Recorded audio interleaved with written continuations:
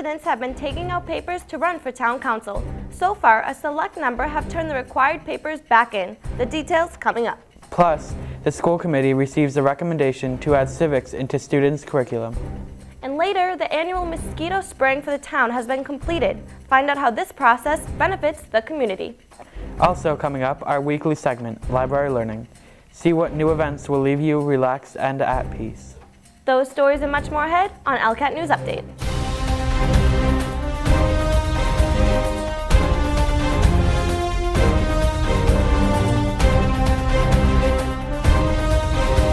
Good evening, I'm Rebecca Green. And I'm Jake Brady. We begin tonight with an update on town council candidates. As of Friday, April 29th, 10 residents have turned in their papers to officially move on to the next step to reserve a spot on the June 7th poll. They are Kevin M. Manley, Alan C. Lohman, Gregory Thompson, Donald J. Anderson, Eric H. Madison, Michael J. Kane, Susan J. Grimaldi, Kathleen G. Hill, Lawrence J. Rinaldi, and Russell Joseph Sabadosa.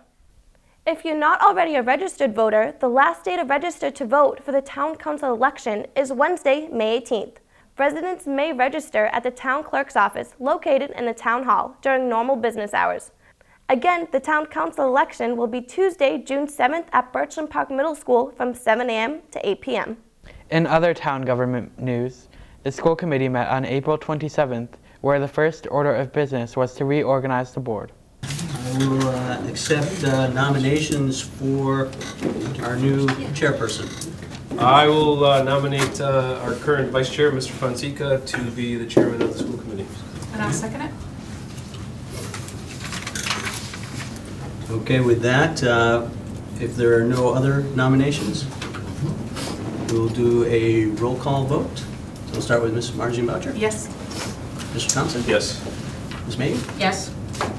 Absolutely. Mr. Fonseca. And I'll abstain.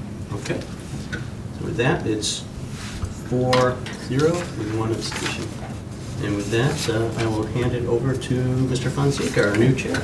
Next on the agenda, guests Michael Harrigan and Jonathan Torsha proposed thoughts on adding civics to high school students' curriculum. Less than 15% of this graduating class will have taken a government course. And it's AP Government, at which a B average is recommended to get into the course. The course doesn't have the opportunity to do some of the extra things that Jonathan will refer to. All students should be taking a government course. In Connecticut, it's required. 10 other states, it's required. When it is required, voter registration goes up, voter participation goes up, and involvement in government goes up. High school students that don't have a basic understanding of our system of government are not likely to participate in the process as adults. Students should know the theory and the practice of government. They should know their rights and their responsibilities.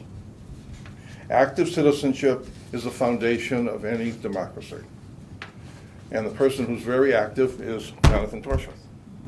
Well, I've been active for the last year or so. The two major activities that we've been doing for civics is the Model Congress, which we started that about 2 years ago. Jack Dalton, who used to be a senior here, had worked with Mr. Harrigan and sort of beginning that, and I've sort of passed that on to try and keep it going. We've been now for 2 years. This is a great after-school club, but what would be great is having this American government class. You have more people that are going to be talking about it on a consistent basis, government and politics, who might more likely want to participate in this good learning experience. I think I would recommend that Mrs. Smith take this under advisement, maybe connect with the high school administration. If I could point out one more thing, and that is, and Rich and I talked about this, are these things done in U.S. history? And it isn't. They study the Constitution, of course, but they're not studying the activism of citizenship. Yeah. And a U.S. history teacher has an awful lot to cover in 1 year. So to me, it should be an add-on. Certainly it's an area of importance to us, and I think it's valuable for our students to have this kind of knowledge. Yeah. Moving on to another town meeting, the Board of Assessors met on April 26th to discuss building permits for the month of March. 15 solars I counted. You are right, I did. I counted the same amount, and 6 dwellings. A lot of solar, like we said, 6 new dwellings. How many for the year, Ms. Bishop? 7 new dwellings for the year Okay. and 28 solars. We're a little behind new construction in years past. According to Greener Dawn Solar Energy, residents can benefit from solar panels by saving money on electric bills and may receive a tax credit. Another item discussed at that meeting, a review of the 2016 bulletin. The things that I saw that was of importance to us is municipal modernization legislation. Right now, the governor is making a lot of changes to the way things are going that may affect the assessing department. Gateway system has been updated. Bureau of Local Assessment field reps, they have switched them around, added some new ones, and the only thing that I saw that I was a little disappointed was the CPA matching funds is down to 19%. Well, everyone is in the CPA, and so the matching Yeah. funds are Have to spread it out a little have to bit be more. spread out a yeah. lot thinner. What was it last year? I thought it was about 38. Wow. In health news, the East Longmeadow Board of Health has taken action against mosquitoes. For the past 3 years, East Longmeadow has turned to JBI helicopter services to conduct an aerial mosquito spraying for the town. The spraying occurred on Thursday, April 28th. JBI services used a non-toxic natural occurring soil bacterium called BTI.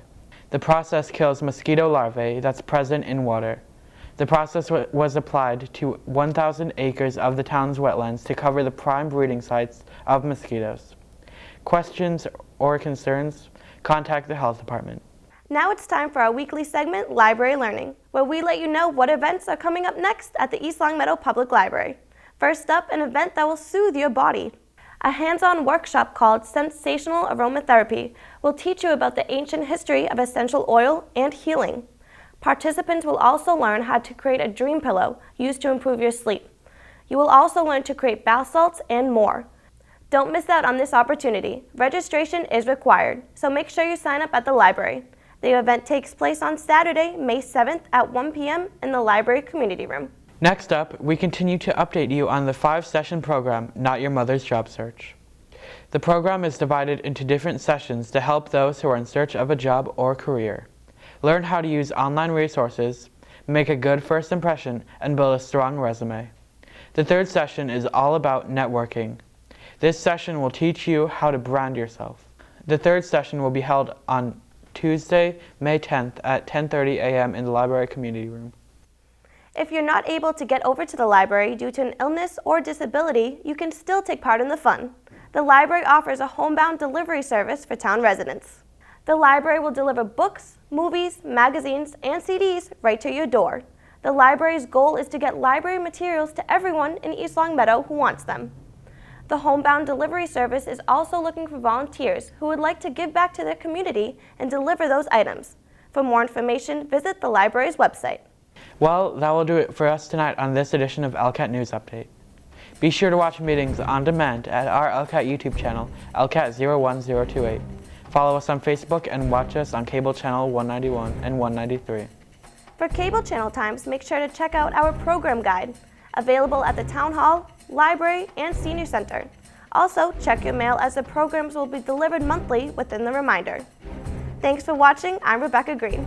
And I'm Jake Brady. Until next time, good night.